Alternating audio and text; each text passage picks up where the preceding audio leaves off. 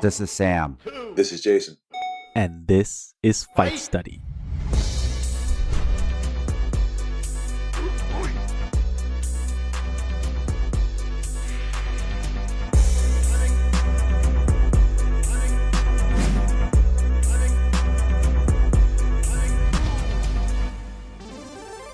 Coach Jason and I are back to discuss UFC 274, specifically one fight from UFC 274, which was the main event for the lightweight championship between Charles "Do Bronx" Oliveira versus Justin Gaethje.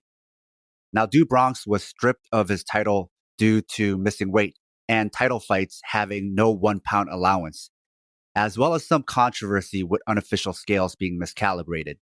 For historical context, George St. Pierre also missed weight by the same amount, half a pound, in his title fight against Nick Diaz, but the Canadian Athletic Commission had different rules, along with the UFC being the promoter and the commissioner, so GSP was allowed to keep the title.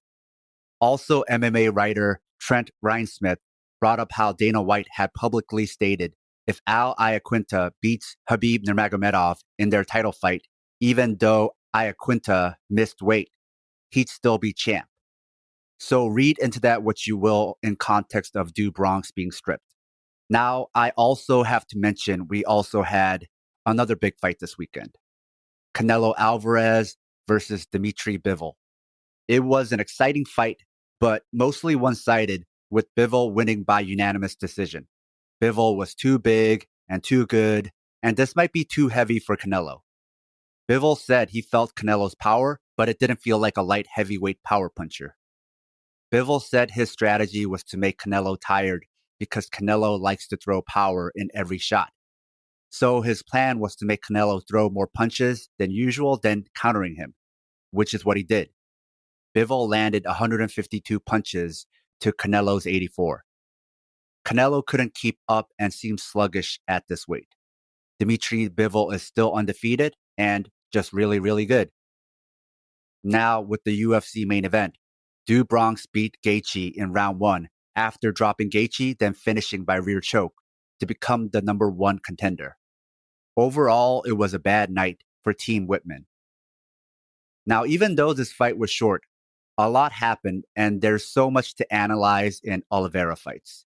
He's so technically sound, and he's had some of the best title fights in all of combat sports. This fight was back and forth, but really it seemed like Oliveira was wearing the damage, but I think both fighters handle being rocked differently. Gaethje gets rocked, but tries to stay on his feet and keep swinging, whereas "Do Bronx" seems to be willing to go to his guard for safety. I don't mean that he's baiting people or he's pretending to be hurt. I think when he's hurt, his instinct is to fall to guard. I think that's part of how he's been recovering when he used to get finished. If there's the potential in such an abbreviated time frame for evolution to step in and adapt a fighter's chin or brain or fight or flight response to trauma, we're seeing it in real time with Charles Oliveira. And it's really astounding, honestly. It's like after Oliveira gets tagged and hurt, rather than brawling and putting himself in position to get clipped with second and third shots, Do Bronx's brain says, lay down for a second and let me do a quick situation analysis. And Oliveira's body says, okay, fuck it. What's the worst that could happen? This guy's going to jump in my guard. So he puts himself in a situation where he's out of harm's way.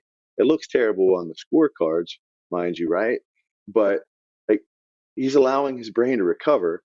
He's put himself in a much less vulnerable position. And if someone follows him to the ground, they've just put themselves in a more vulnerable position. So tactically, it's actually fantastic, which is really bizarre.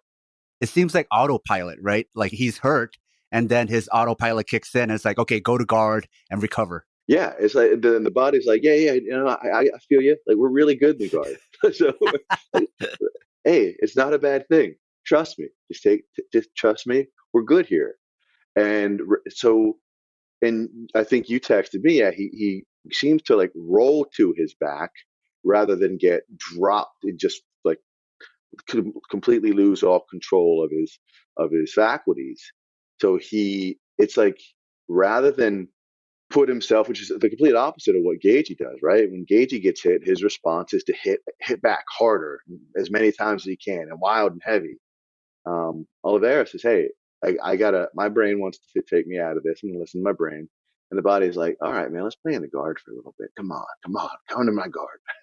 And most people don't oblige, so it gives him that time to recover, and the brain does a little situation analysis, and then reboots, and he gets back up and seems not to miss a beat. Yeah, because even when he falls, he doesn't smack the back of his head, right? His hand is like on the back of his head to make sure the back of his head is protected, and he's immediately aiming his feet towards his opponent and readjusting so that the opponent can't just rush him and pass his guard.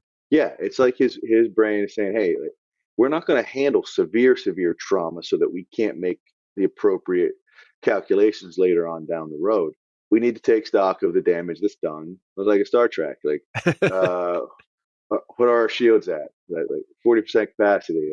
What's our damage? Uh, all that, where's our oxygen? All those things to be considered, and it takes him out of the fight for a moment, just enough that he can recover.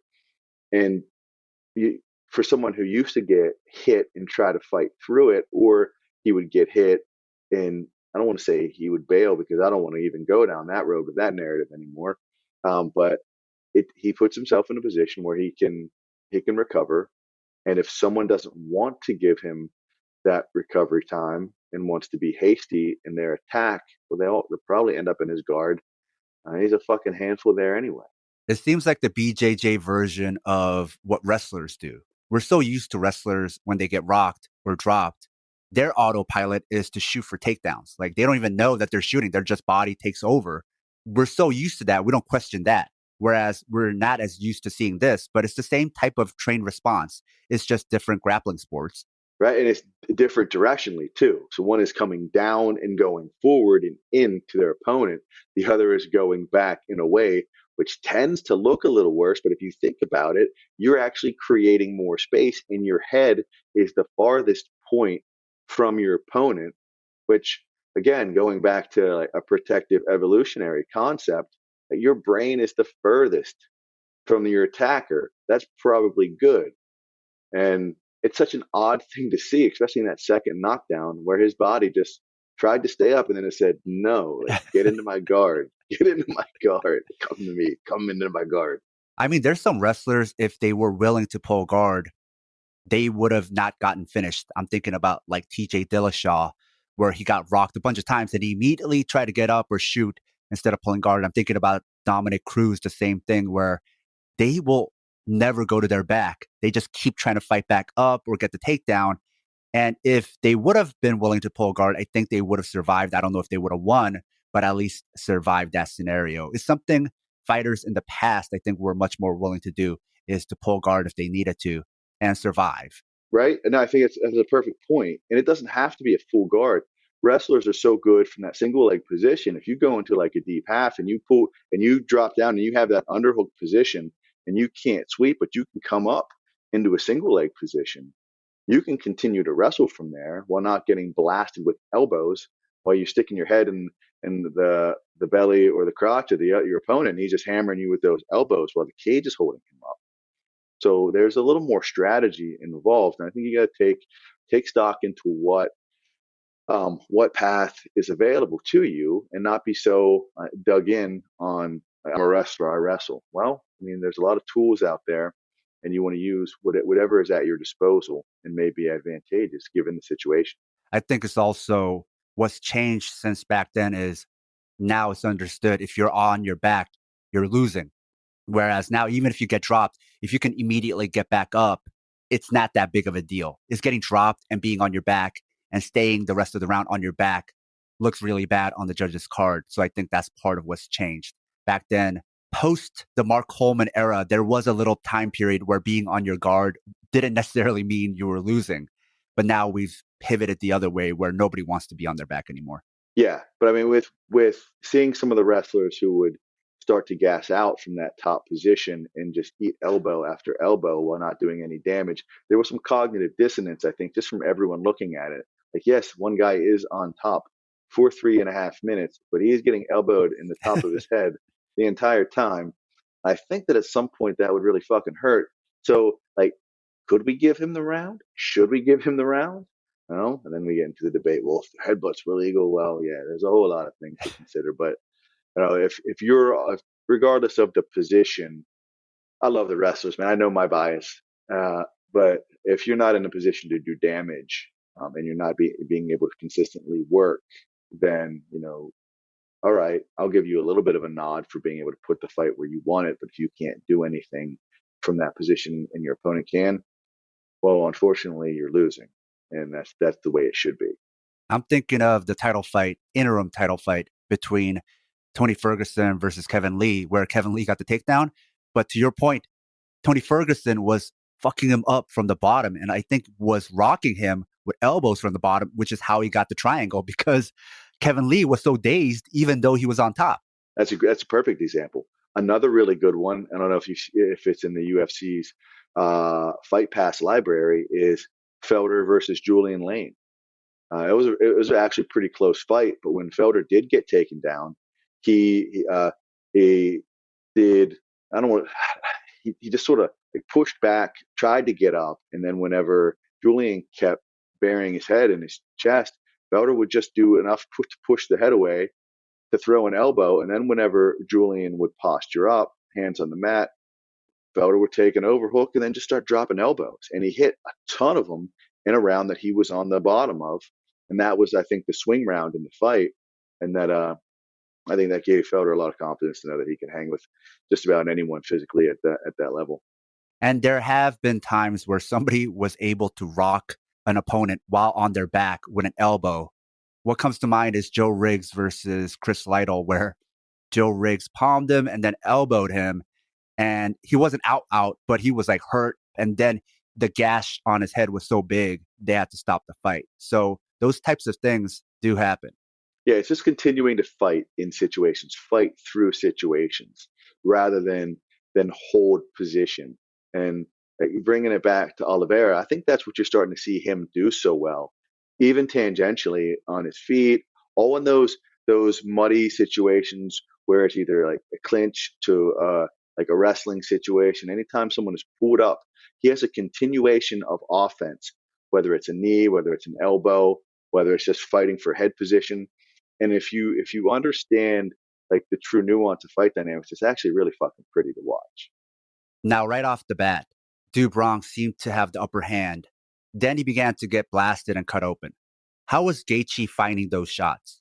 Well, I think I touched on it a little bit before. It's Gaethje's response to being hit is to hit back and hit back hard, usually with powerful stuff and mixed in a low kick. Every once in a while, rinse and repeat. That's Gaethje's success was really built off of his ability to respond to Oliveira's success. So Oliveira would find a nice tight right hand, and then Gaethje would come back with multiple hooks. But in the pocket, Oliveira's defense isn't superb, and that's not so much a knock on Do Bronx as it is just fight dynamics with smaller gloves and a risk reward calculation of being that offensive in close range. And with the smaller MMA gloves, it's a lot easier for the hooks that Gaethje throws to find their mark in between the biceps and the forearm. We call punching on the V. And when Gaethje gets hit, his response is to hit back, and he'll throw hook. And then if one of those hooks misses, he pulls down the collar tie and he throws the uppercut. And that's what you start to see Gaethje is able to find success with. But there's a vulnerability in that too, punching wide and reaching. And that's I think once Do Bronx started to pick up on some of those wide shots and wasn't there for him. I mean, but let's be honest, he was there for him at least twice in 3 minutes. Now, what did you call it? Hooking off the V? Punching on the V. So if I got a high guard, right, and my wrist, where my palm would be, where you would take my pulse, is on my ear. The forearm and the bicep make a V.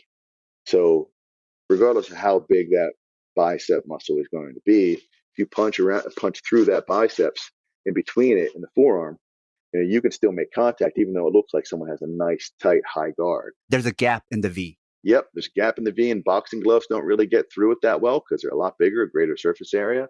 With a smaller surface area, there's less to protect the head and the chin, and there's a smaller projectile in the fist to fit through that larger opening.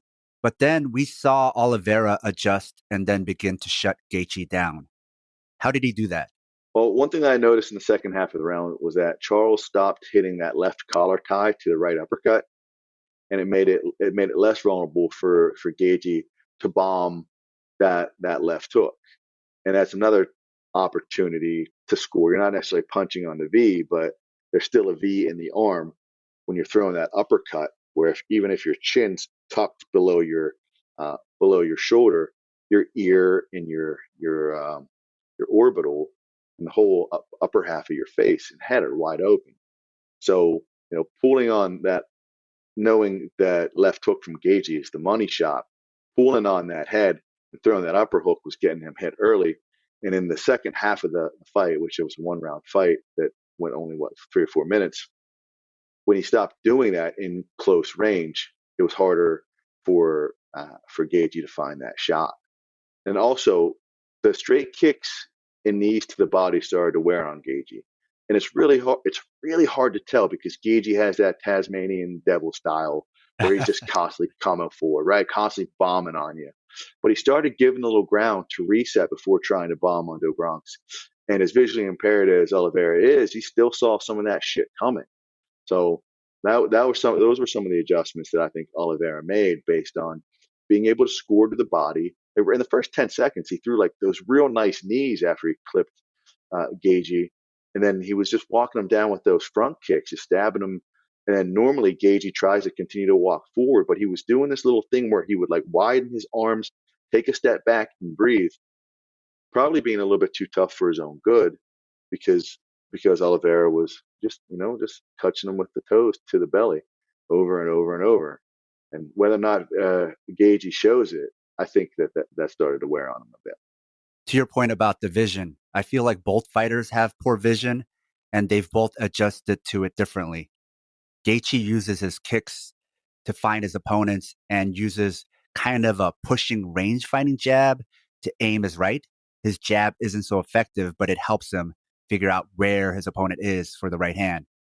But when he misses any of his punches, it looks bad because he's throwing blind. So even if you're not putting 100% into something, but you're swinging a punch and nothing's there, then it's going to look bad, right?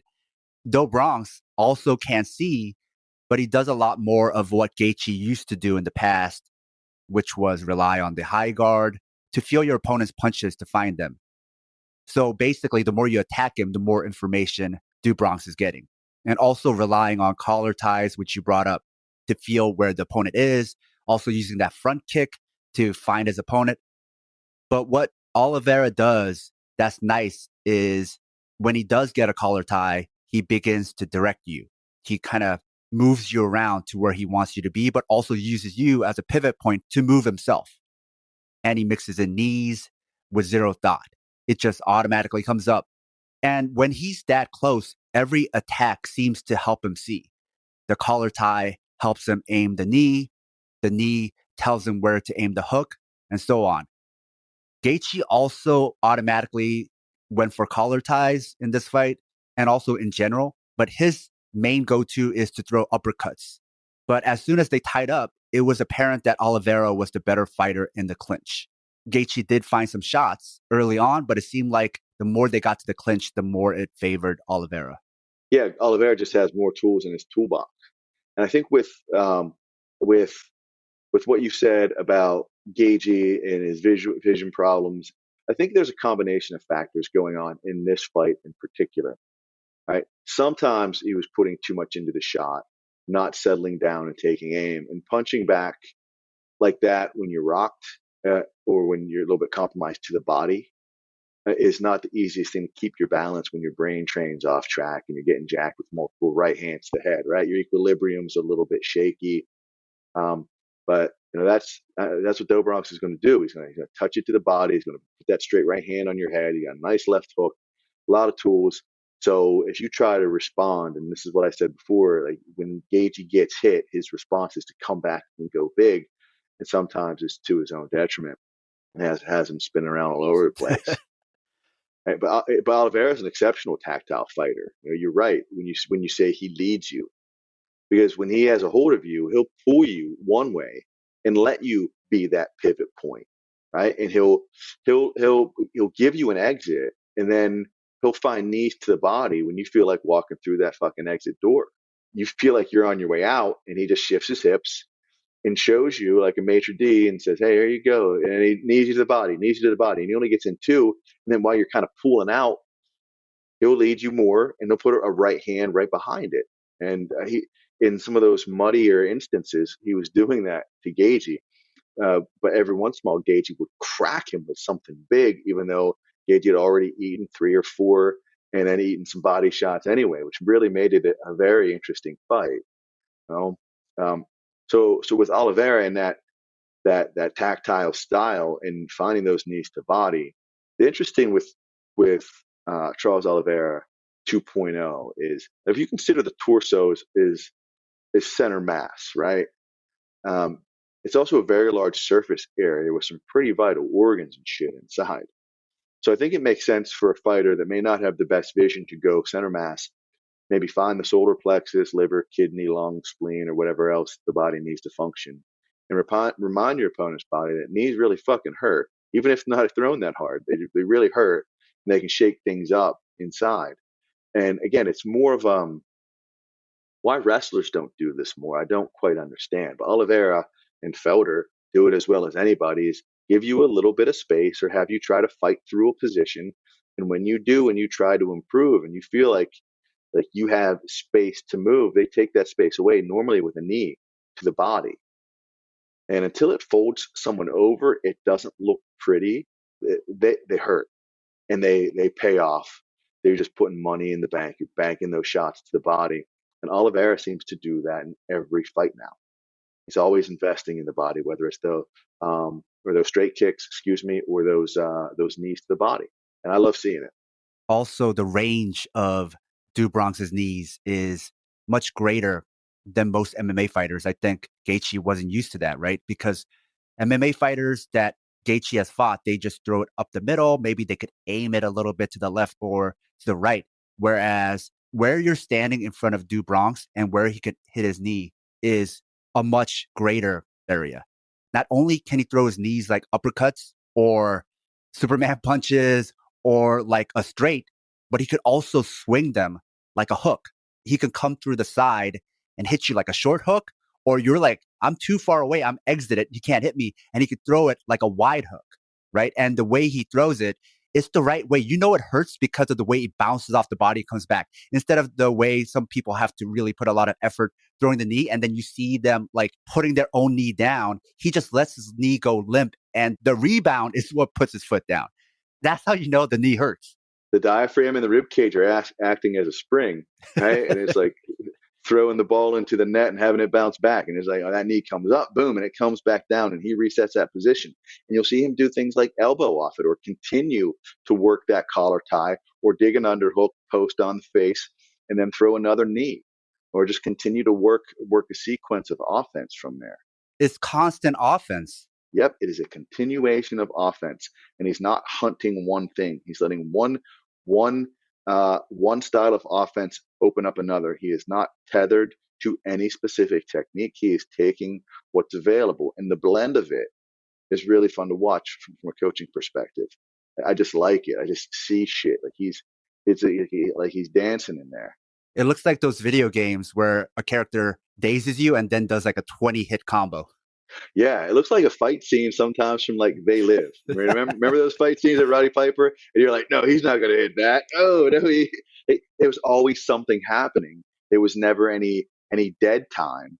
Like everything led to something else. It's very sequential, and it's very frustrating because like Gaethje likes to fight. You hit me, I hit you. You hit me, I hit you. You hit me, bang, bang, bang. I throw 3 hooks, you fall down. That's how he fights. That's usually how he wins. Whenever someone's not giving you that time to reset, regroup, or isn't involved in that tennis match of you punch, I punch, you punch, I punch. It's hard to get your rhythm, and you start seeing some of the things we saw. The lack of timing versus the improved timing just throughout the first 3 minutes of the fight. Now, one crafty move I liked was how Oliveira kept going for guillotines in the clinch to make Gaethje pop his head up. And when he did, there was either a hook, a knee, or an elbow waiting for him. Or when Gaethje tried to disengage from the clinch or from the guillotine and try to push off, usually with his left, Do Bronx would come over the top with his right. How good and clever is that? It was outstanding. Again, it's taking what is available based on what your opponent does. You shove his head down; he doesn't want it down because he knows he wants to avoid your front headlock series. He wants to avoid your Darce, your Anaconda, your guillotine, and you just ride it up. And whenever you ride up his pressure in order to improve that head position. Bang! There's an elbow there. Bang! There's a hook there. Oh, his head comes up, the body is exposed. Bang! There's a knee there, and it's a tactic that is born of repetition and fight IQ. So it's a combination of good coaching, good drilling, and just an overall solid understanding of fighting that not every gifted fighter necessarily has. So he has a combination of like legit physical skills with also a strong understanding of how to fight sequentially and the improved cardio to pull that shit off. Because someone said this on the Twitters the other day, is your coaching is only good as your fighter's ability to execute it. If you call for something that is obvious or something that is not obvious but yet outstanding tactically, and your fighter's just not physically able to pull it off because they're either too tired or they don't have it in their arsenal, it means nothing. Right? So understanding what your fighter's capable of. The 145-pound Charles Oliveira that couldn't fight 3 rounds hard probably wouldn't be able to fight like this sequentially because it can wear you out. And decision making is built on sort of having the wherewithal and composure that is born of solid cardio and good conditioning. So one of the fighters says, my conditioning is my confidence. Yes, absolutely. Like your ability to make good decisions when you're tired, borderline exhausted, is compromised because there's always that consideration of, can I get my hand back to my face if I even do hit his? Can I maintain my stance if I try to throw a head kick when my legs are this juiced? Like, what am I going to do? Do Bronx has the cardio to back it up these days. So it's a perfect storm for this 11 fight win streak. I really wonder if people appreciate it to the level of accomplishment that it really is, and appreciate it to the degree that they should. Yeah, I mean, the strength of schedule, I don't know if people count that in. And I think looking at a strength of schedule, we have to start talking about him in the pound for pound list. I would think so, right? Yeah. Especially when everyone that he's fought is dangerous. Every one of them is dangerous. And he's dispatching of all of them. And it's not like he wasn't faced with adversity at any of them. So he persevered. These are dangerous fighters that at least compromise him for a second, that find a shot. He's getting dropped in the first round almost every time. And he's still finding a way to win and win in impressive fashion. And also, we have to point out that if he wasn't fighting the top of the tier, he's not going to get dropped like that. He's getting dropped like that because the people he's fighting are that good. But if he was fighting like people who are not in the top 5, he would just be walking through most of them, I think. Oh, yeah, especially with this array of offense now. His varied attacks, for sure. Now, it seemed, for the most part, Oliveira had a read on Gaethje's best punch, the right overhand, because whenever Gaethje spread his legs out and dipped his head, he knew the punch was coming and would try to beat him to it with a shorter right punch. The punch Oliveira seemed to have a problem with was Gaethje's uppercuts. And Gaethje was also looking for shots as Do Bronx was trying to collar tie, to your point. So the collar tie seems like a gift and a curse where you can do a lot from it, but it also leaves you susceptible to short shots because your hands are away from your face. Yeah, they're away from your face and they're occupied, right? So you're not punching with that hand. So it takes one weapon out of the arsenal. Wrestlers love that close quarters. They're strong in there. there's this ability to control the head. You control the head, and then they try to fight out. Then you feel pressure release. You push, they respond, and they pull back. Then you can follow that in. You can follow that stuff in with, like you were talking about, hunting those guillotines from the front headlock position, and then riding it up, bang, throwing an elbow.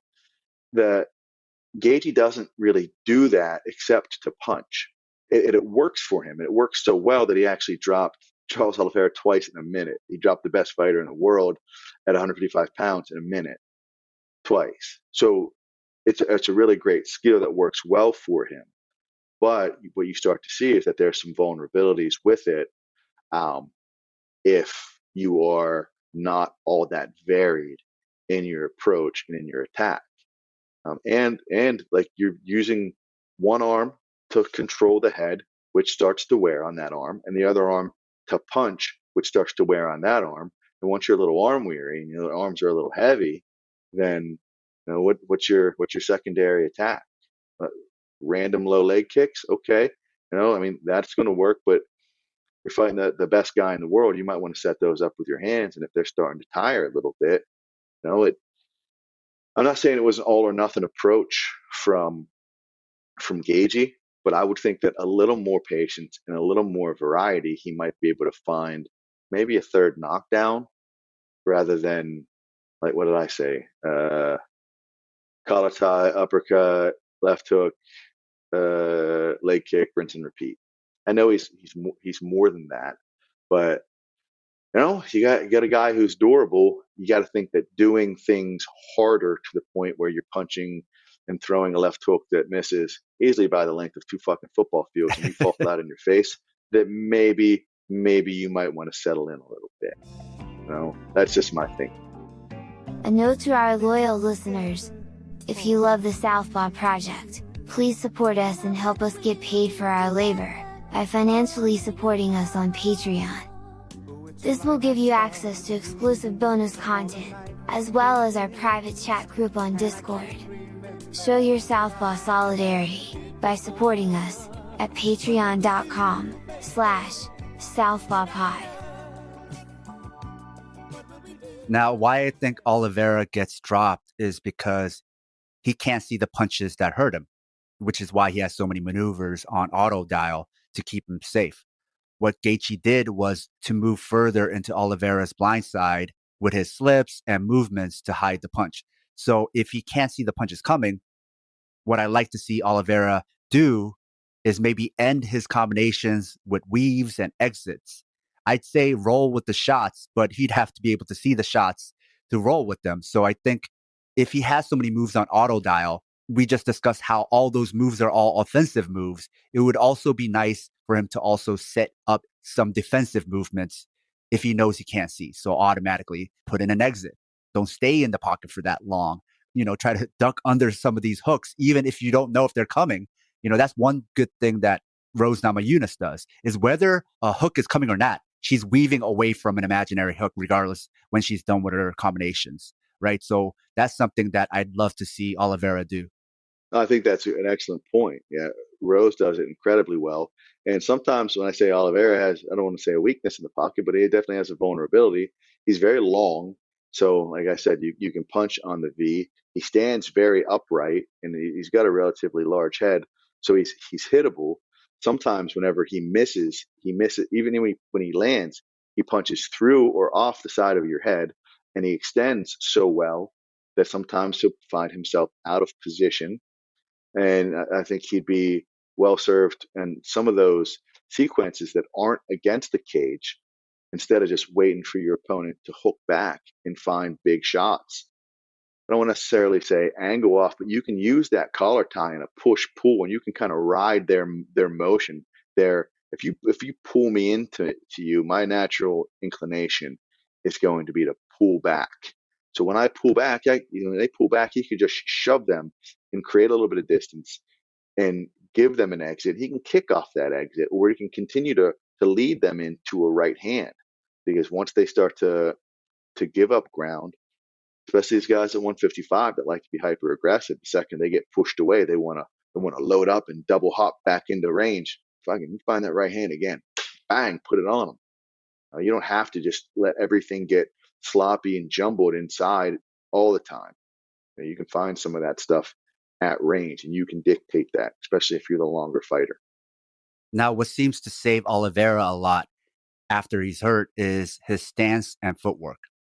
He stays postured and keeps changing angles so his opponent can't zone in on him, and constantly shows feints to buy himself some time. He also stays heavy on his back foot so he can step back quickly if he needs to with his front leg. All this kept Gaethje flinching, sort of like he did against Khabib Nurmagomedov. But Gaethje dropping down also became predictable because Gaethje isn't going to shoot. So Do Bronx would stand his ground and come over the top with his right every time Gaethje did that. Or time his own uppercut, which he also caught several times. Though Do Bronx visibly was hurt more times before the end and bleeding, he was still outlanding Gaethje the whole time. Like really fucking him up. I think the way Do Bronx gets hurt sometimes takes away from the totality of damage he's putting on against his opponents. Yeah, I think after a culmination of like headshots, body shots, headshot, body shots, over and over and over, and sometimes the clinch is also very, very draining. That you start to, and I think I said this before. I think Do Bronx is physically strong for like a long body type, for like more of a slender body type, because he doesn't have a problem pushing around anybody in there. And Gaethje is not a weak man. He's a Division I All-American. He's a strong human being, and there's just this ability for Oliveira to sort of like move you and do a variety of attacks. And when you do that, you have people, would you say, flinching, that sort of response, because you're not just looking for hands, and you got to be aware of the knees, you got to be aware of the elbows.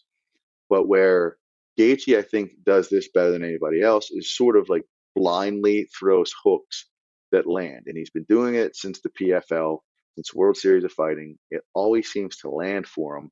So it's like, I don't know if he's got sonar or radar, or he fucking is a bat, but he finds shots that otherwise I don't think a normal fighter would or should. And he does that in close. But again, there's a bit of a vulnerability to that when to get those shots off. If your opponent is durable enough, and think about his losses, not counting Khabib, but it was because Eddie and Dustin were too durable with that rock'em sock'em style, and Gaethje just started to fade, and then they were able to take over. And what Oliveira does that I don't think a lot of people are giving credit to, or enough credit to, is his work to the body. And whether or not anyone wants to admit it, and I know Gaethje's not going to be on the Twitter or the Instagram talking about how good Oliveira is at poking holes in his gas tank, but when you're a power puncher and you've been kicked in the stomach 8 times in 2 minutes, it could take something away from you. And we've been knee in the ribs, and you need that for rotational force. But that muscle starts to spasm because it has to protect the organs that help us breathe, the organs that help us filter out toxins, the organs that help us shit, the organs that help us just the very important things inside us. So when that body starts to tighten up, breathing becomes labored, rotating becomes labored, everything becomes labored. I liked how Oliveira would move into range against Gaethje by dodging the leg kick, which put Gaethje out of position, but also unaware how close Do Bronx is.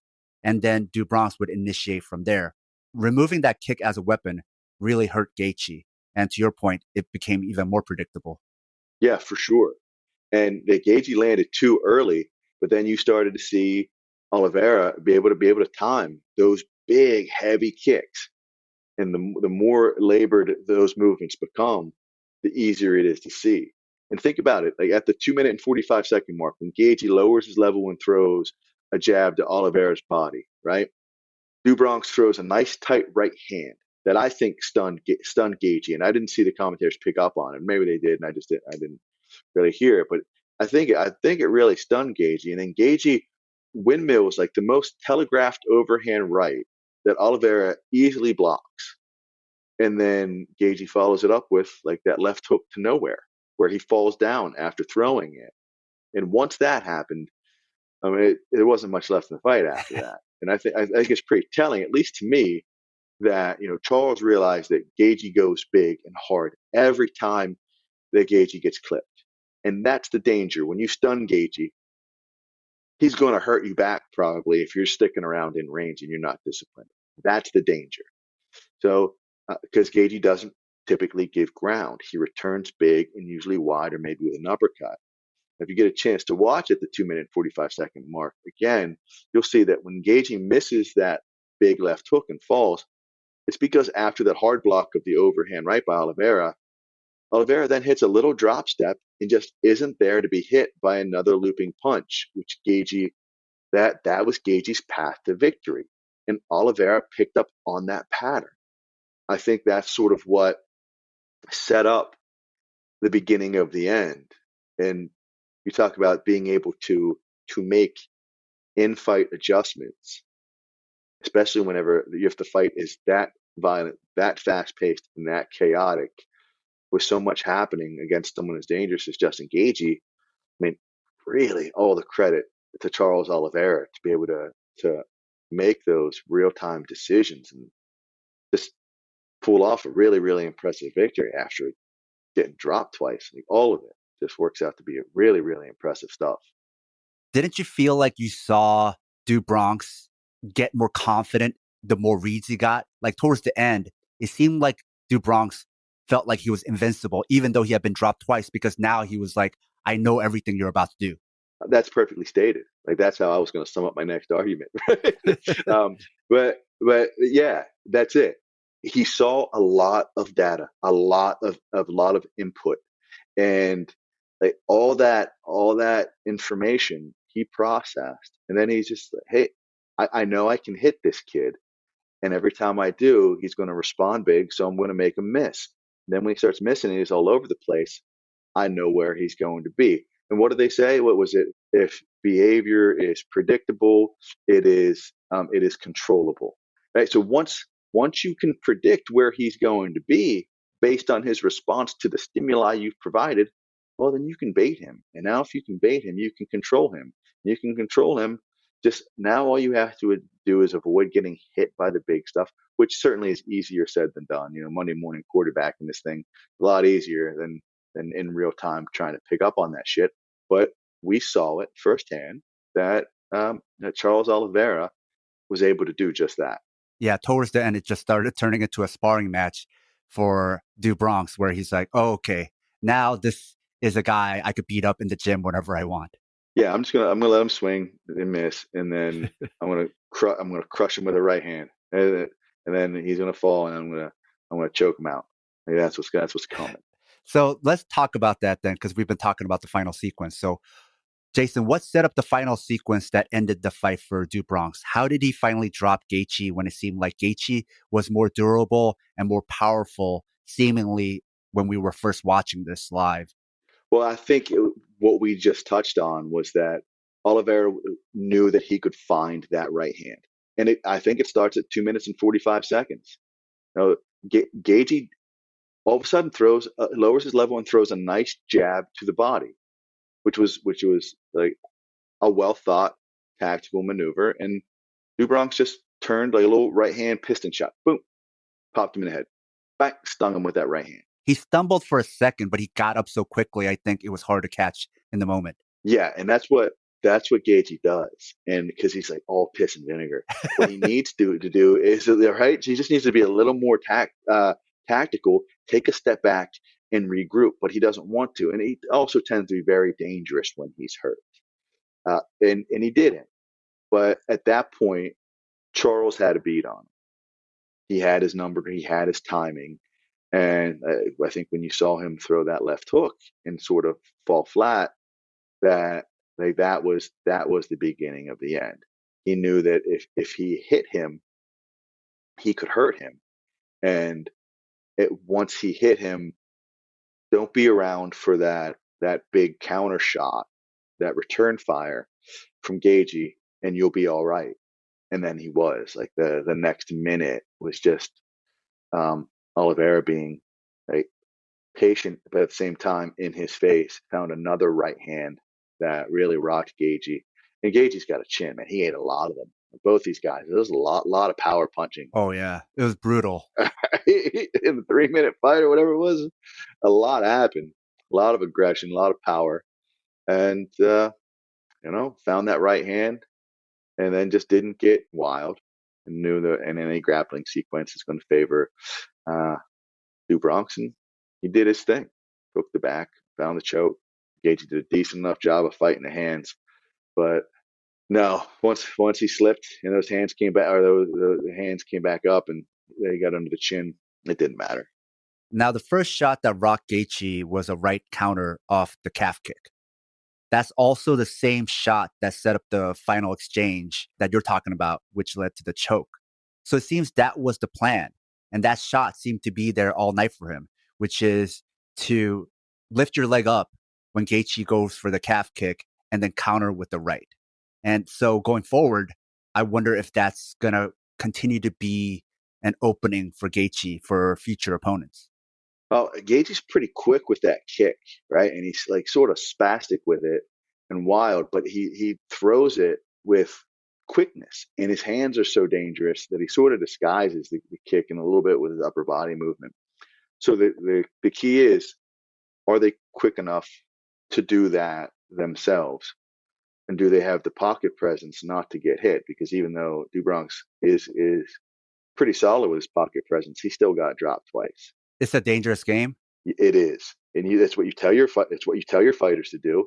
To pay attention to it and let's do it. But like again, you could do everything right. If those little gloves sneak in one of those wild shots hit you behind the ear as hard as Gaethje hits. You could do everything correctly, and it's a matter of inches at that point. You could still be walking on deer legs. I think you're right, because I don't know if other fighters could replicate what Du Bronx did, because not only because of the timing, but the way he checked the kick, which isn't normal. Most people would either turn their foot out or lift their leg and turn their shin out. But Du Bronx didn't do either of those. What he did was lift his leg and then basically tuck his leg, like his heel, to his ass. So his leg was completely not there. So unlike usual, to your point, right? He's fast, but Gaethje will still hit something, even if it's checked, and then get back into position.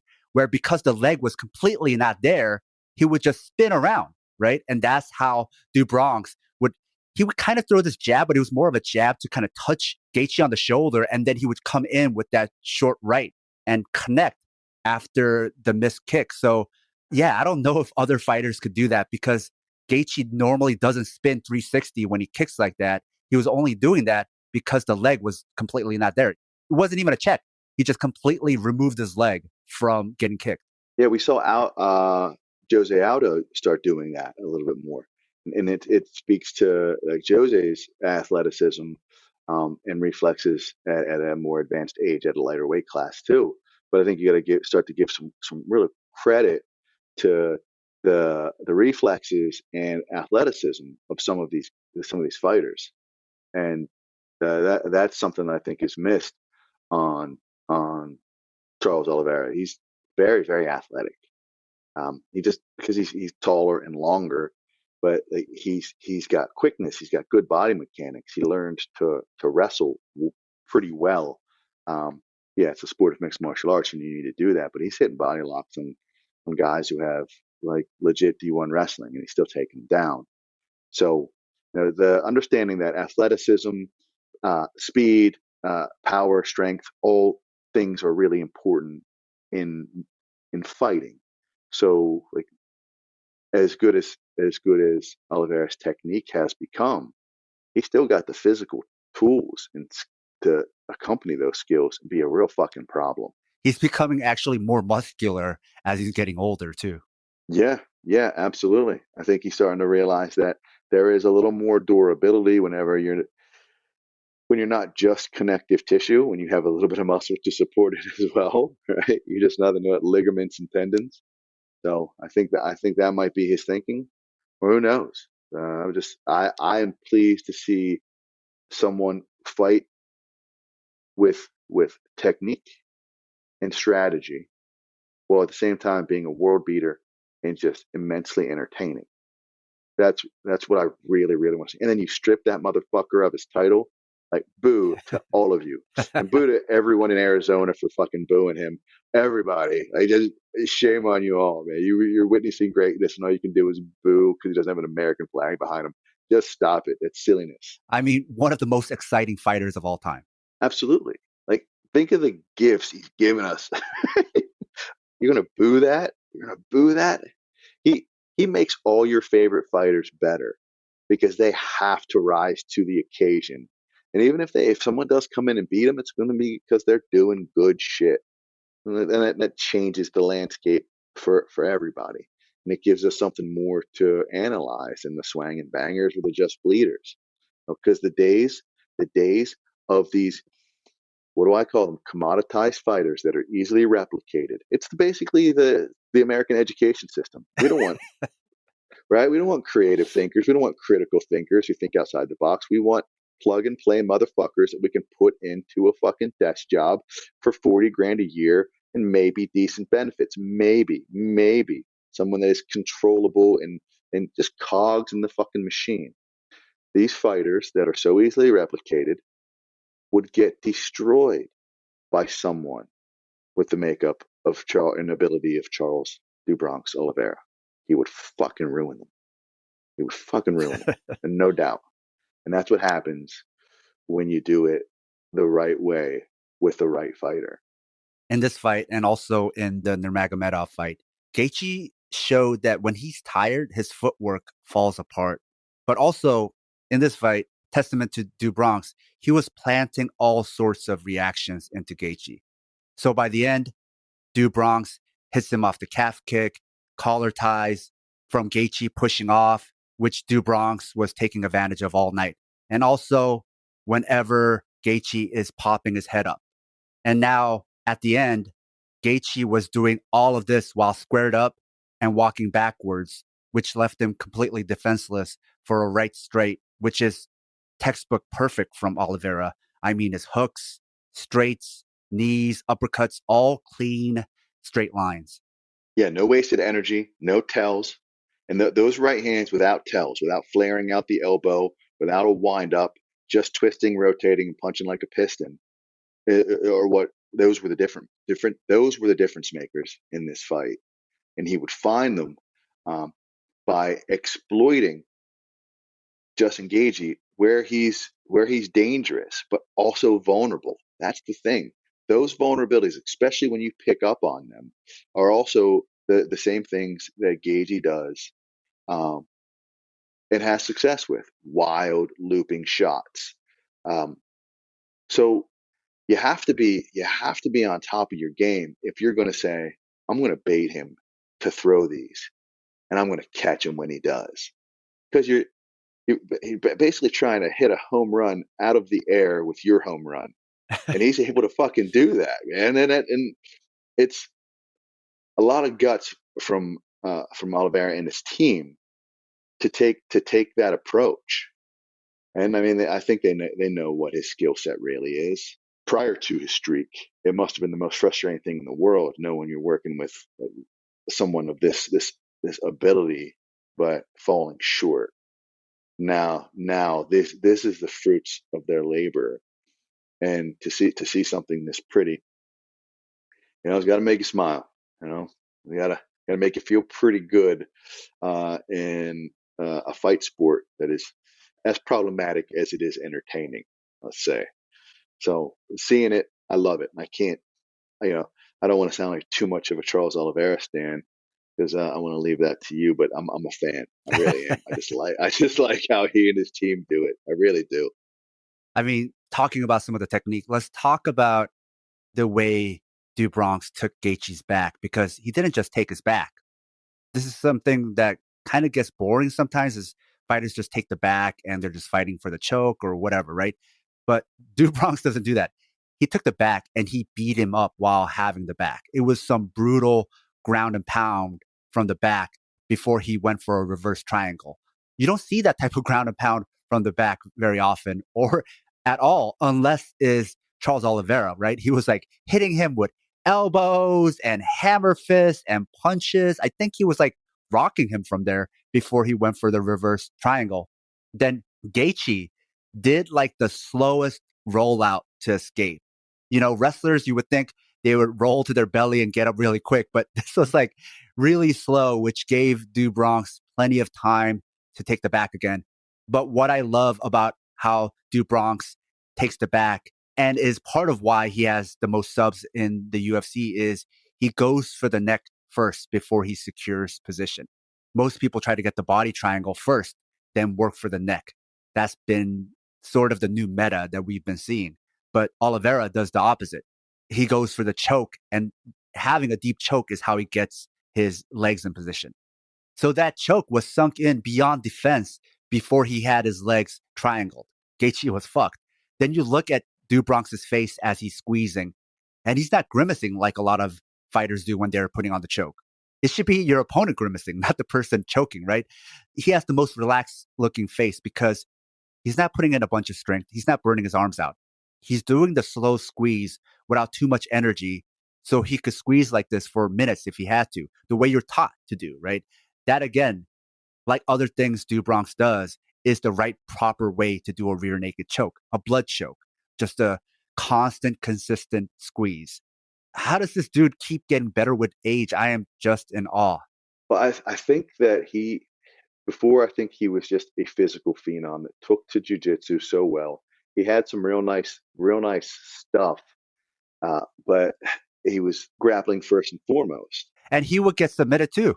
Yeah, which is crazy because if you look back at those fights, you're like, how? There's no way. Like, he's so far above and beyond what in his career right now than the fights he lost by submission, or even the ones that he just had any bit of difficulty in.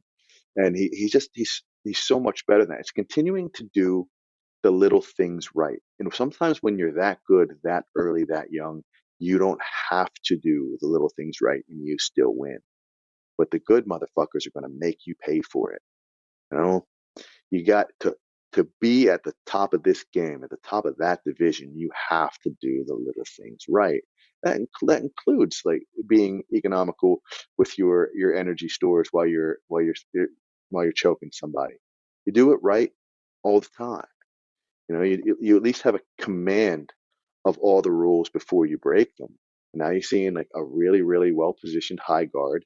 You understand that there's some limitations to his vision, so he fights a certain way.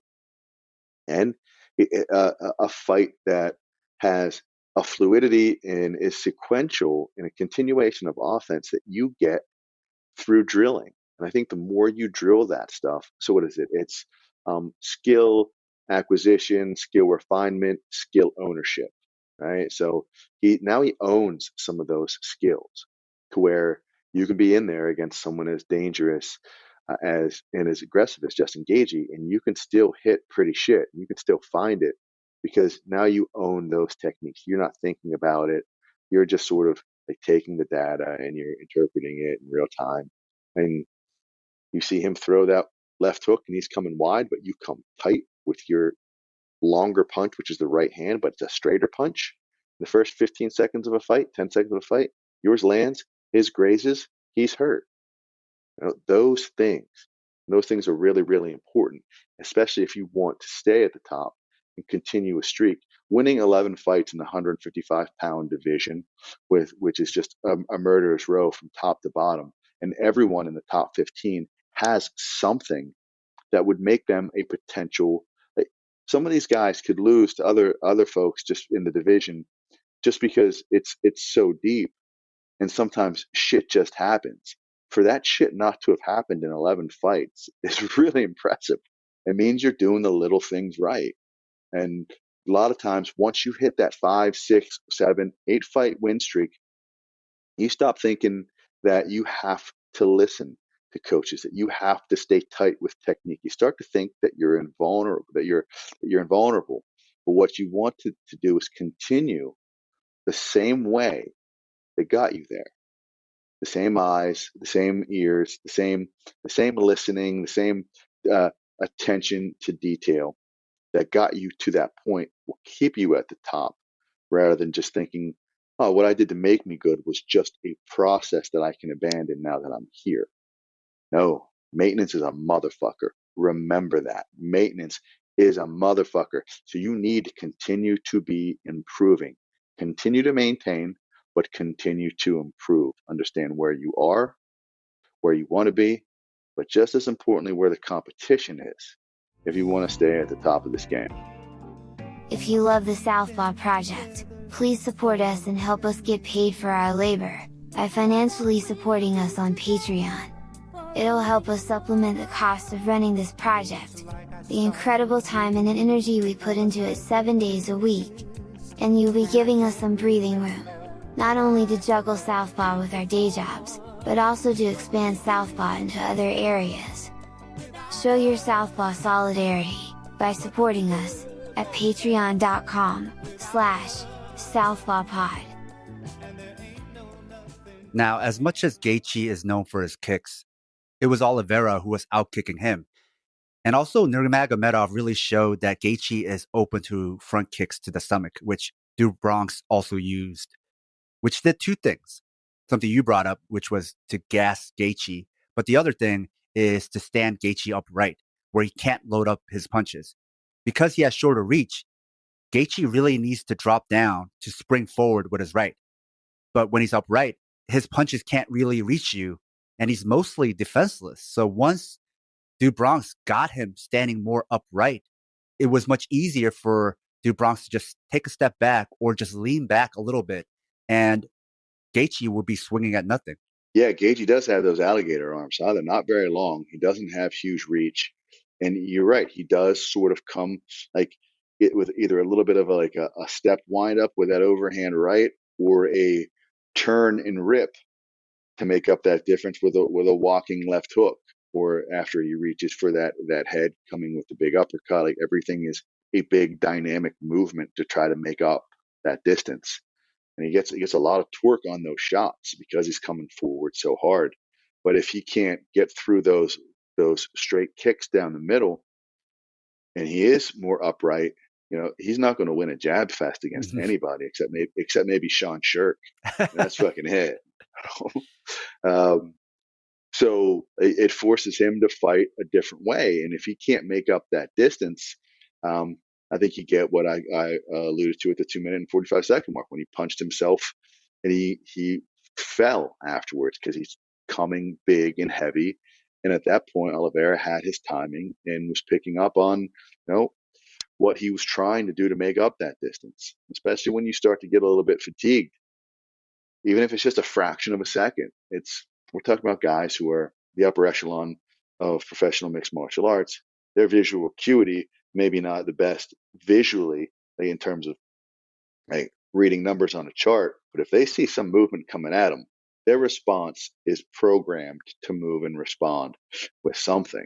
So if you start throwing an overhand right from 8 feet away and following it up with a huge left hook, I promise you, if Oliveira has a beat on you, he's not going to get hit with either one of them. So you got to come up with something a little bit different. And I didn't see Whitman's team necessarily having a plan B if shit didn't go their way. I don't know if you caught this or not, and I don't know if this is intentional or not, but Duke Bronx, when he jumped guard on Gaethje in the middle of the fight, he had a power underhook on Gaethje's right arm, and Gaethje's head was under Oliveira's armpit. So when they hit the mat, Gaethje basically spiked his own head into the mat. And if you watch it in slow-mo, it's pretty bad. So even when Gaethje pulls back, he's not like all there. That's why he's not even punching, and he just steps out. And so I don't know if that was just like an accident or Duke Bronx was trying to legally hit a DDT. Yeah, like land a DDT or not. But I guess Gaethje could have stayed standing and held him up, but Gaethje went down too. So he basically spiked his own head. Well, did you see how Oliveira like thrust himself down? He had that grip so tight that he thrust himself down. It looked like Gaethje did try to stay up a little bit. Yeah, he didn't jump into him. He jumped backwards. Yeah, which is why Oliveira lost control from the bottom position. And Gaethje was able to get back to his feet. But I missed the DDT, but I noticed like how with such thrust he was able to like throw himself back. Oh, my fucking brother used to DDT me, man. Dude, that's dangerous. It's so dangerous. I wonder why I've had cervical disc replacement at C5-6. I mean, we were talking about that with Tony Ferguson, right? With that up kick. People were just talking about the knockout, but you and I, we both have bad necks. We were immediately texting each other back and forth, talking about possible permanent neck damage. Yeah, I'm like, get him an MRI, man. Someone get him checked because it was a ugly fall.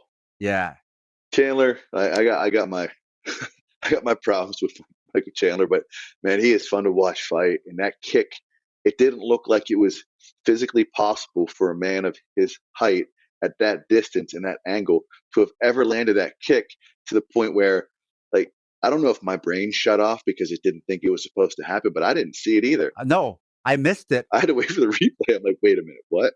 Because it was that fast. He threw it that fast. It didn't look like he was even in position to land that. And it was weird because he anticipated the angle when he kicked to where he was sliding, and actually an awkward thing of beauty, man. It really was. I mean, first of all, right, at his height, everything you described, like when it showed again in replay, he basically did the splits. That's not only how high, but how far he had to reach. Yeah, having watched the replay, I'm like, Jesus Christ, man. Like, how does the brain say, oh, yeah, I'm going to throw a kick here. This is what I'm going to throw, and it's going to land. And it did. It landed as flush as any kind of kick up the middle like that has ever done. It might as well be kicking 50-yard field goals with poor Tony Ferguson's fucking skull. Oh, man. I mean, poor Tony, right? Because he was looking good in that fight for a while until he got taken down in the first round, right? And that's something that's been haunting him, is how easily he gets taken down. And I know he worked a lot on wrestling, but the way Chandler took him down just so aggressively, and then once he did take him down, how hard of a time Ferguson seems to have with trying to get back up, not just in this fight, but against Du Bronx, against Beneil Dariush, against Kevin Lee. He just has a hard time getting up. Well, that's the whole rubber guard thing, right? The rubber guard's not really meant. I mean, try getting up when you have someone in the lockdown. You're both locked down. It doesn't give you a whole lot of options to stand. So I think if you get good at that and you're getting your reps in those positions, there needs to be an emphasis on getting up, getting space, getting the fight back to your feet, or creating scrambles also, which you would think that the rubber guard would do. But I think that he's just been, the sport evolved while he was a little bit married to some of those techniques from the bottom position. And, maybe if he got taken down again, he would have gotten back up. But instead, his head got kicked in the stratosphere, and it played out a much different way than we had hoped, certainly than we anticipated. And, he's forever enshrined as a highlight reel to Michael fucking Chandler of all people. I don't want him to stop fighting because I don't think he has it anymore. Like, he showed in this fight, he could still hang, maybe not at the championship level, but he could be a journeyman for a while. If he had lost by decision, I could be like, maybe he could still keep fighting somewhere, or maybe even in the UFC. But it's the kick is why I think he should retire. I think that kick did some permanent damage, and I don't know if he can recover from that. Especially, I don't know if he ever fully recovered from those knee surgeries. Like, he doesn't move the same. He doesn't seem the same. And that neck, in that replay, the way it whiplash, I'm like, dude, like, something happened to that neck. Don't fight anymore. Agreed. And he was out for minutes. And think about it. 30 seconds is a long time. 1, 2, 3, 4, 5. That doesn't seem like a long time, but if I were unconscious, you'd be really concerned, right? That's just 5 seconds. Now, he was unconscious for minutes. Now, you got to wonder, does the brain react to concussive type trauma like that? I mean, I've had fighters that once it's happened, the lights went out pretty easily. And then easier and easier as they try to continue. So I think the tough conversation might need to be had, unless he decides to take another year off. And is the UFC going to keep him if he does so? A lot of questions there. And I do like Tony Ferguson. I hope that that he can be the voice of young fighters getting into this game. It's crazy because he's such an oddball. But he seems to have seen behind the curtain and made a home there for a while. And rather than be brought into the fold and told to behave. He's fought the good fight, and anyone that has the courage to do that, I'm going to be a fan of, regardless. He's given his body to the sport because in this fight, right, his neck, his brain, his jaw, his knees in the accident that he's had in the past, and then against Du Bronx, like he got his arms broken, right? So yeah, it's not just his brain; it's so many injuries. I just don't know if his body can hang anymore. Yeah, and he's been an absolute privilege to watch. The style, the aggression, the emphasis on conditioning, the ability to strike and grapple. A wrestler who doesn't have an overemphasis on takedowns that go nowhere. Just real good stuff from him.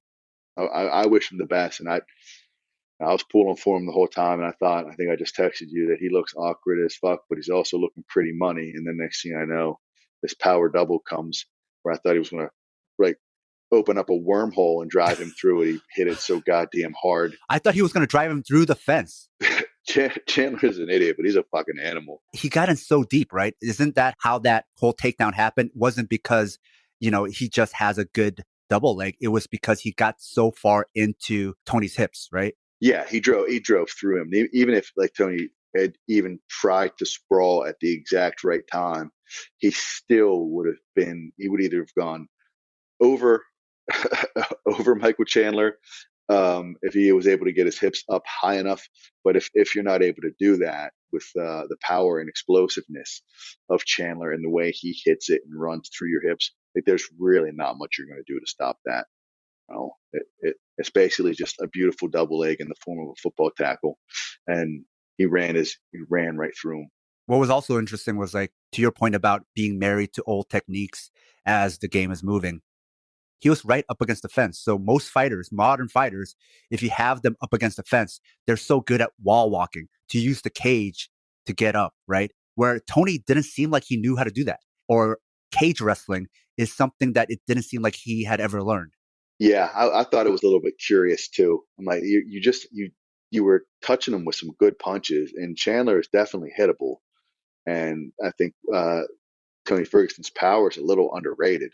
He hits you with those big paws, and everyone seems to get jacked up for it. It might just be like a sharp, stiff style of punch, but those add up, and they add up quickly.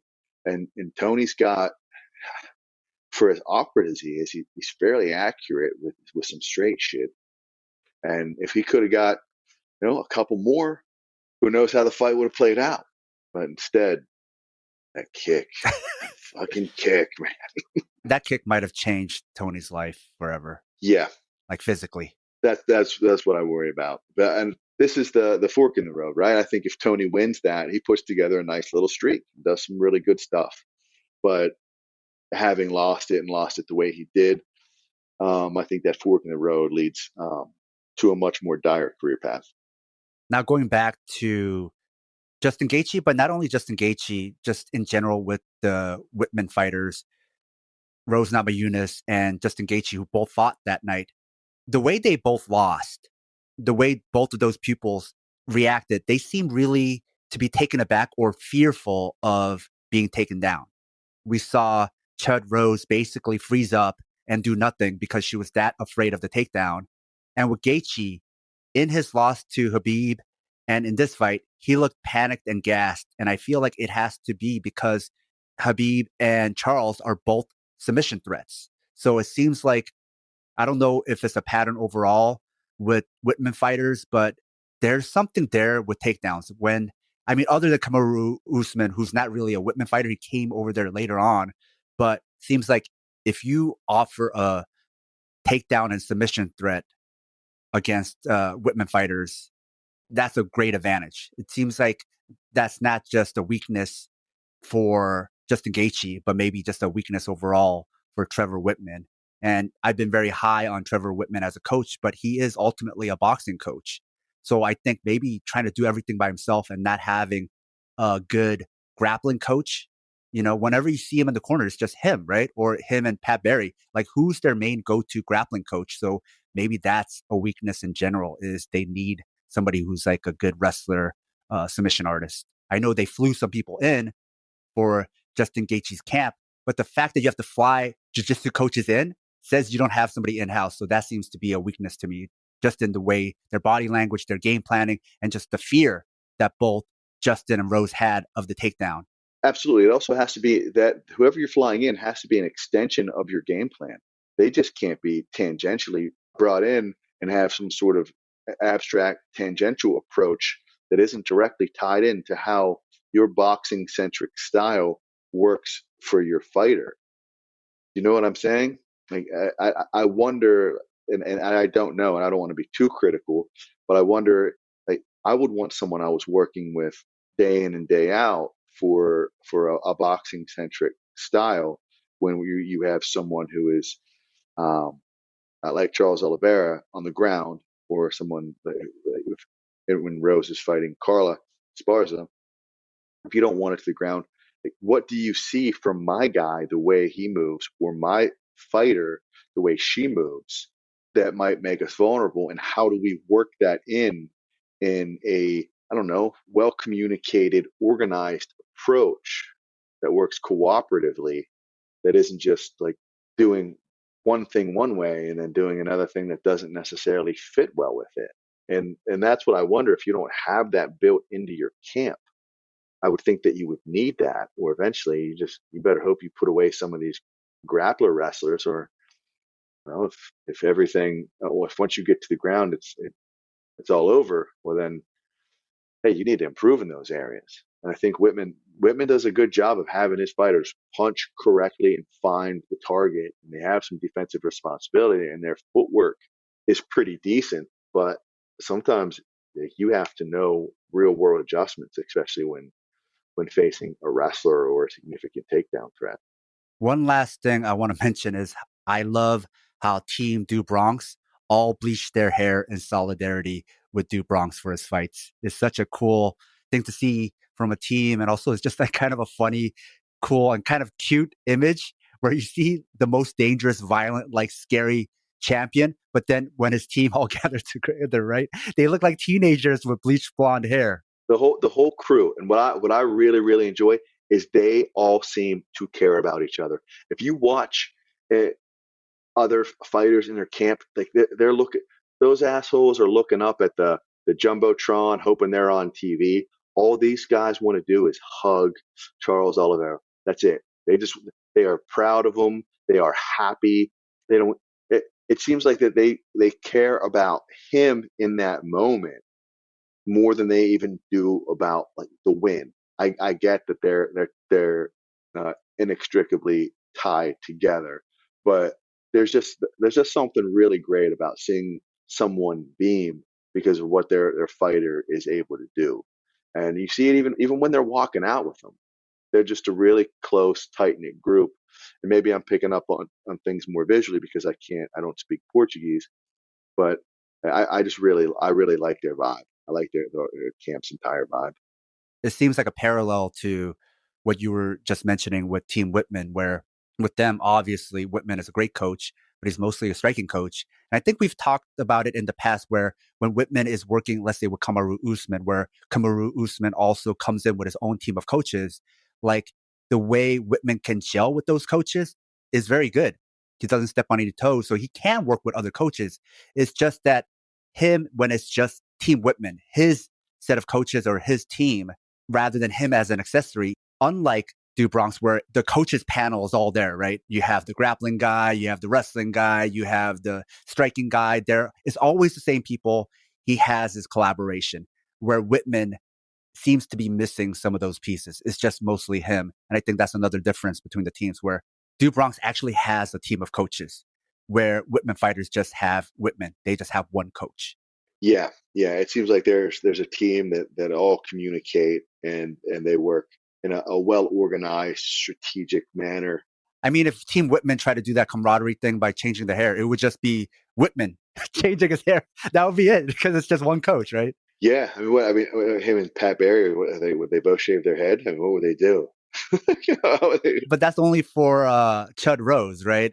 Pat Barry isn't like the dedicated assistant coach for any of the other people, right? So with Justin Gaethje, it's just Trevor Whitman, and other lesser known fighters, it's just Trevor Whitman. So seems like that worked for a while and probably can still work at the highest level, but maybe if they rounded it out with some formalized assistant coaches where it's always the same people and he builds a rapport and they're all on the same page, it seems like there's a team weakness there. It did a little bit. And the whole, hey, we're doing great. We just need to put our foot on the gas a little more. No, you need to put your foot on the gas a lot more. They were basically lying to Rose. Yeah, and I get it. Like I get that the whole the I don't want to call it Whitman's shtick, but he's very zen. He walks in slow. He doesn't over celebrate. But there was a time for some urgency, man. That whole laissez-faire bullshit. You need to pick it up, bro. Like your fighter isn't fighting. And that's bad when you come to a fight without fighting. You need to say something. And sometimes, like if Pat Barry, the husband, can't say it because I think you're allowed 3 cornermen, so there's someone in there has to be spitting some truth a little bit, and you need to level with your fighter. And I know that you want to be, or Trevor Whitman wants to be very zen, wants to keep the corner pretty calm. But if someone said confidently that you were up 4 rounds to none, like you're all out of your fucking minds. Like someone needs to actually coach. Yeah. Maybe don't go all like full safe Saud, who's like very aggressive in the corner, but a little safe Saud right there would have been nice where he's just a little bit more urgent, a little bit more upset about how the fight is going. Yeah. Like you say, hey, you're better than her everywhere. So if she does take you down, let's just get back up and make sure we're active enough with our double jab straight right? And we put it on her, score enough. Because even if she gets a takedown, she's not doing anything with it. So don't give her takedowns that much respect. You don't want to master the art of non-fighting. Like that's no good. It's a fight. I know we're bringing strategy, but if your strategy is to have 0 vulnerabilities, well, you get those 0 vulnerabilities with 0 offense, and that's what we got in that fight. And it was very, very difficult to watch. Yes, you want to be there in support of your fighter. You need to advocate for your fighter, but you also need to spit some truth to your fighter when it is necessary. They underachieved in that aspect of it.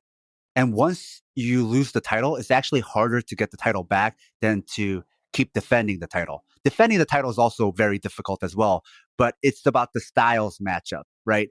Where now you lost to somebody and then this other person maybe beats that person. And now you as a challenger have a hard style matchup with the new champion, right? Whereas if you're the champion, maybe that person that you have a hard style matchup with, maybe you never fight them because they get eliminated by somebody else, right? But now you have to scrap with all those people. You're back in the hunt. So you're not filtered. As a challenger, you have different matchups than you do as a champion. You have more variety of who you might fight. So this might be a harder challenge for Rose Namajunas to become champion again. So let's say Carla Esparza fights Jessica Andrade next, and then Andrade beats her. Now Andrade is champion. Now if Rose Namajunas has to rematch Jessica Andrade for the 3rd time, again for the title, yes, Rose Namajunas can beat her, but also there's a good chance that Jessica Andrade might beat her, right? Yeah, and then you get the top 4 if you start. So who are the top 4 in the weight class? You got Joanna. You got Zhang Weili. You got Carla Esparza as a champion. You got Marina Rodriguez. You got Mackenzie Dern. You got Jessica Andrade. You have Yan Xiaonan. And then you got people coming up like Amanda Ribas, Verna Jandiroba. And then you got somebody who fought earlier in the night, Lupita Godinez. So you have other fights that could be tough matchups for Rose Namajunas if she doesn't get an immediate rematch, right? So she doesn't want to go back into that murderer's row of challengers again. You know, it's much better for her to just stay champion and then just wait to see who rises to the top.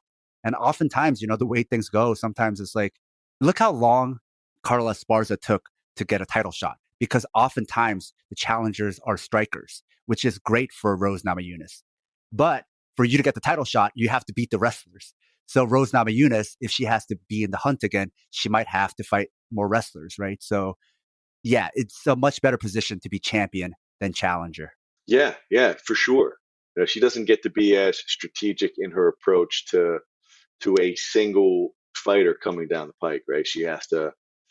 It's all how it plays out. So, you know, not being champ adds another layer of difficulty for her, especially. It'll be interesting to see what the matchups are, because the top five there's some good there's some good matchups in the top five of the 115-pound division. The women all bring different skills, and I could watch Joanna and Wiley Zhang. Yeah, and they're fighting again. I'm excited about that. I really am. I know everyone hates rematches, but I like good fights. So I'm happy to see it. I thought they brought out the best in each other in their first fight. And I think it'd be great to position any one of them for the next shot at the title. And I think both of them match up especially well with Carla Esparza. And now we have more grapplers coming up, which the women's divisions have very much needed. And now that they're getting the grapplers, it's not only tougher, but the grapplers now add a new level of danger, right? You have to be really good on the ground too.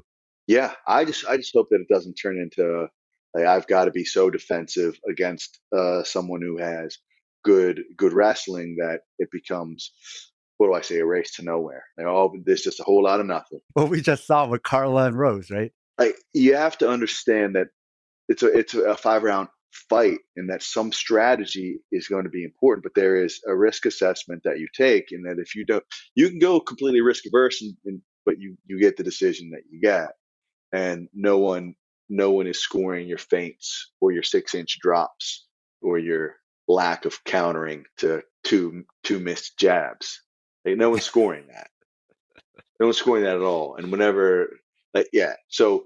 And the commentary, which is normally really weird, and it was also strange again last night, but I thought they handled it like about as honest, professionally honest as you could have.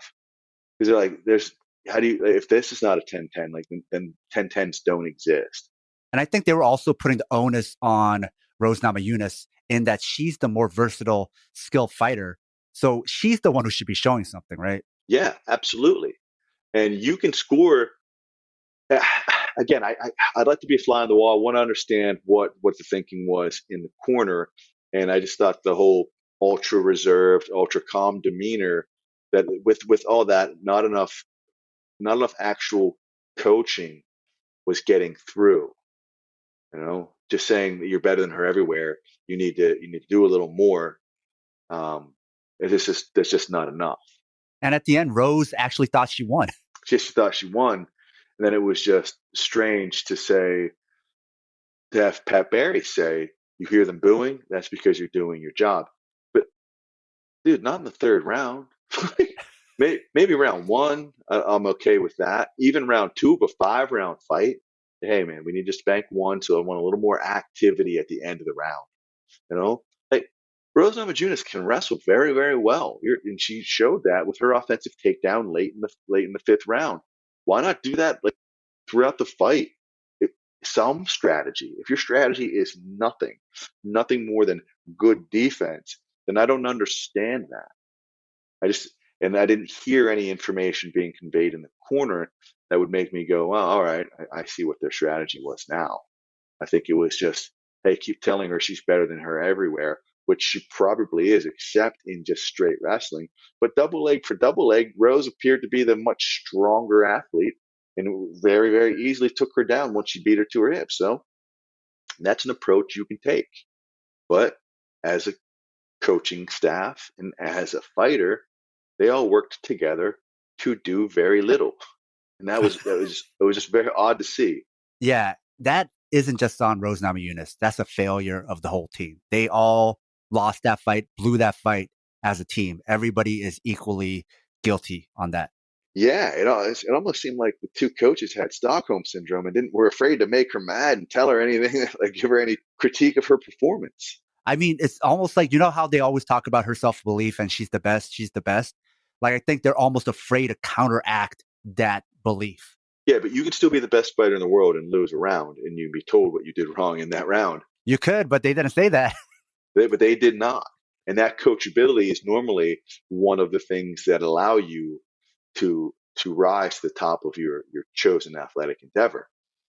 And I have to wonder where that went. I don't understand their social dynamic. I don't understand their team dynamic. I'm just not in the room. I was watching it. I was really confused.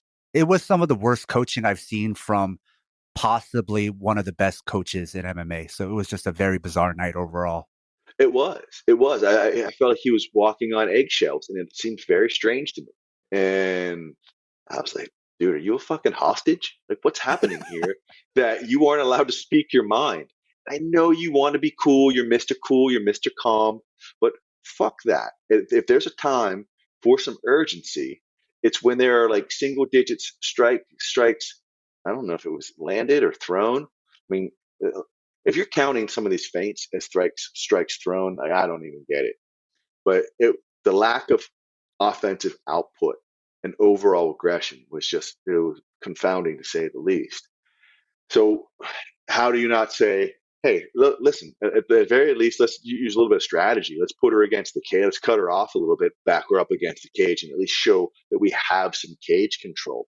It's almost like they said, if you take one step forward, she's going to double leg you, and you're going to lose this fight, then no one will ever love you ever again. And she's like, holy shit, you're right. I can't go forward at all. Holy shit. And like once you're down that road, like how do you reinforce? No, okay, we're just kidding. It's okay to go forward a little bit. So I'm not sure what happened. It's the curious case of Pat Barry, Whitman, and Thug Chud. whatever happened there. I mean, there's another coach in there too, Greg Nelson, right? So I heard nothing from Greg. He's there's some good minds in that corner. I mean, yes. Right?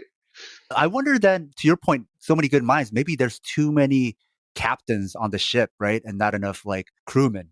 Yeah, could be. I wonder.